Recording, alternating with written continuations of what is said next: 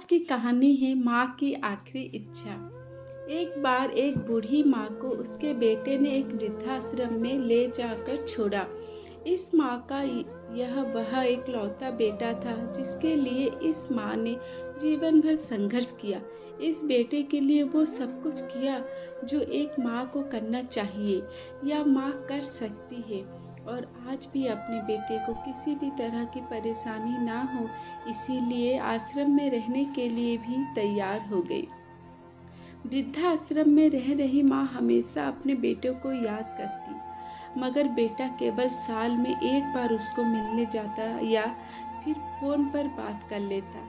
कई साल बीत गए। वृद्धाश्रम से बेटे को एक दिन फोन आया। उन्होंने कहा, बेटा जल्दी से आश्रम आके अपनी माँ से मिल लो, बहुत सीरियस है। बेटा जब अपनी बीमार माँ के पास पहुँचा तब वह अपनी आखिरी सांसें गिन रही थी। बेटे ने अपनी माँ से आखिरी इच्छा पूछते हुए कहा, माँ मैं तुम्हारे लिए क्या कर सकता हूँ, बताओ।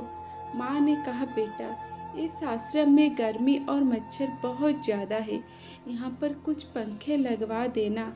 फ्रिज ना होने की वजह से यहाँ पर हम बूढ़ों को कई बार भूखे पेट ही सोना पड़ता है, क्योंकि किसी ने दिया हुआ खाना खराब होने से नहीं बचा पाते।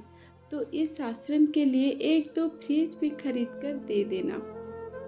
बेटे ने अपनी माँ की सारी बातें सुनी और अपनी माँ से पूछा, आपने इतने साल यहाँ पर निकाल दिए, पर आपने कभी भी यह बातें मुझसे नहीं कही, और जब आपके पास टाइम नहीं बचा है तब आप यह सब कह रहे हैं, ऐसा क्यों?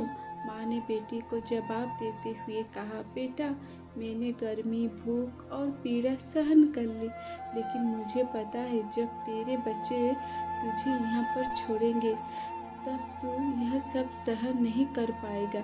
इसीलिए तेरी सुविधा के लिए मैं तुझे यह सब लगाने के लिए कह रही हूँ। दोस्तों, माँ की यह आखिरी लाइनें किसी भी बेटा या बेटी की आंखें खोलने के लिए सक्षम है। इतिहास हमेशा अपने आप को दोहराता है।